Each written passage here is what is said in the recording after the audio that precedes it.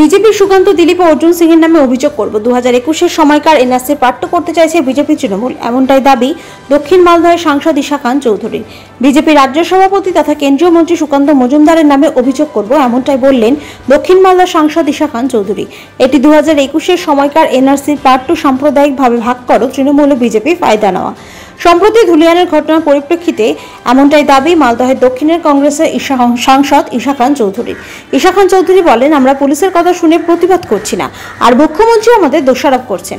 মুখ্যমন্ত্রী আর বিজেপি ভোটের জন্য বিভেদ তৈরি করছেন। মুখ্যমন্ত্রীর বক্তব্য এটি প্রমাণ হলো, রাজনীতি করার সময় না। মুখ্যমন্ত্রী এবং বিজেপি চাইছে এনআরসি পার্ট 2 করতে, বিধানসভা ভোটের জন্য এগুলো করছেন। কংগ্রেস নেতাকর্মীদের অপমান করছেন। অর্জুন সিং, দিলীপ ঘোষ এবং সুকান্ত মজুমদারের নামে ইংলিশ বাজার থানায় অভিযোগ করব। 2-3 জায়গায় অশান্তি চলছে, মুখ্যমন্ত্রী এসব বলছেন না। এক মুখ্যমন্ত্রী এইসব বললে কর্মীদের কিভাবে আটকাবো? হিন্দু মুসলিম ভাগ করে ভোট করতে চাইছে তৃণমূল বিজেপি। পুলিশ আমাকে এলাকায় ঢুকতে বাধা দিচ্ছে। আমাদের লোক ঘটনায় যুক্ত আছে, যারা প্রমাণ করলে পদত্যাগ করব। যারা পালিয়ে এসেছে তাই সাহায্য করতে হবে তাদের। ওয়াকআপের প্রতিবাদে রাস্তায় নামার হুঁশিয়ারি মালদার দক্ষিণে কংগ্রেসের সাংসদ ঈশা খান চৌধুরী। ভিকটিমরা চাইলে কেন্দ্রীয় সংস্থা তদন্ত করুক, এমনটাই মন্তব্য ঈশা খান চৌধুরী। আমি বললাম, বিজেপি যেহেতু মন্ত্রী সুকান্ত মজুমদার যেহেতু খোলাখুলি এবং অর্জুন সিং এবং আরো লিডাররা যারা দিলীপ ঘোষ যারা কমিউনাল কথা বলেছে, ওদের কথা হচ্ছে বেআইনি কথা, ইনসাইট টু রাইট কথা। এইভাবে আমাদের সংবিধানের আন্ডারে বা আমাদের ক্রিমিনাল কোডের আন্ডারে ওনারা এরকম কথা বলতে পারে না। একটা রায়ট টোন এরিয়া আপনি এসে আর বলছেন হাসপাতাল ধরেন, এটা আমাদের দেশে অ্যালাউড নেই। তার জন্য কালকে এফআইআর আমরা যাব থানা, ইংলিশ বাজার কটা নাগাদ 3:30 মোটামুটি আমাদের প্রোগ্রাম আছে, তো ওটা করব।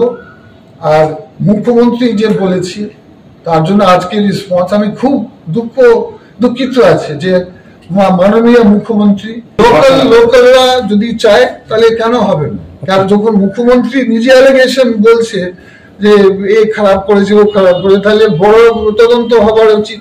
সেটা যদি লোকাল মানুষরা কি চাইছে, যদি ওরা এটা চায় তাহলে আমি চাইব। লোকাল মানুষ এত বড় দুর্ঘটনা হওয়ার পরে আমার মনে হয় লোকাল মানুষ, শামসেরগঞ্জের মানুষ, হিন্দু ভাই মুসলিম ভাই সবার ক্ষতি হয়েছে, মসজিদের ক্ষতি হয়েছে, মন্দিরের কথা হচ্ছে, সবার ক্ষতি হয়েছে।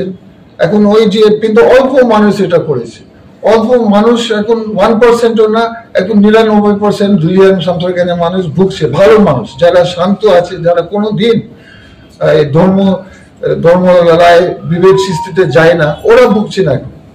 তাহলে তদন্ত হোক। ভিক্টিম যদি চায় আমি লড়াই করবো, ভিক্টিম যদি চায় তাহলে আমি চাই, এনআইএ তদন্ত যদি চায় তাহলে আমরা চাই।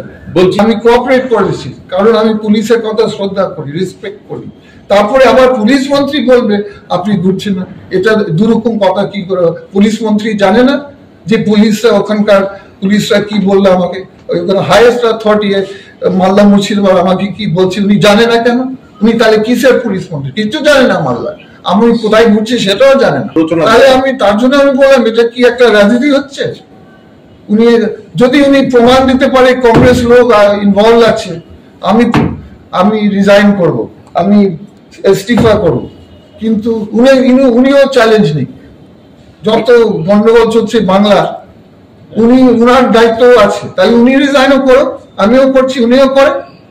কিরকম কথা, রাজনীতির কথা আমার খুব গায়ে লেগেছে আমার, কারণ আমার গায়ে থেকে বেশি আমাদের ওয়ার্কার, আমাদের কংগ্রেস ওয়ার্কাররা যারা ফিল্ডে থাকে, আমি বান্ধা দিচ্ছি ওদেরকে, ভাই আজকে না 1 সপ্তাহ পরে আমি বান্ধা দিচ্ছি। আর তারপরে মুখ্যমন্ত্রী বলছেন আপনারা দেখা যাচ্ছে না। ঠিক আছে, আমরা নামছি, আজকে ফিল্ডে নামছি সব জায়গায়, পুলিশের কথা না শুনলি, কারণ পুলিশ মন্ত্রী বলছে আপনারা নামছি না, নামছি। পুরো একটা ফালতু কথায়, ওর যেখানে এমএলএ আছে, এমএলএ ভাঙচুর হচ্ছে, এমএলএ বাড়ি ভাঙচুর হচ্ছে, কিন্তু ওরা পাওয়ারে আছে ওখানে। শামসেরগঞ্জ এমএলএ তো তৃণমূলের আছে, তাহলে ও নিজে অত ক্ষমতা নেই যে মানুষের সঙ্গে এত সম্পর্ক নেই? এসব বলার একটা রাজনীতি। আমি কি বললাম, একটা রাজনীতি। ইলেকশন আসছে, এনআরসি পার্ট 2, ভাই ভাইদের মধ্যে বিভেদ সৃষ্টি করবে ভোট, যেমন এনআরসি তে হয়েছে।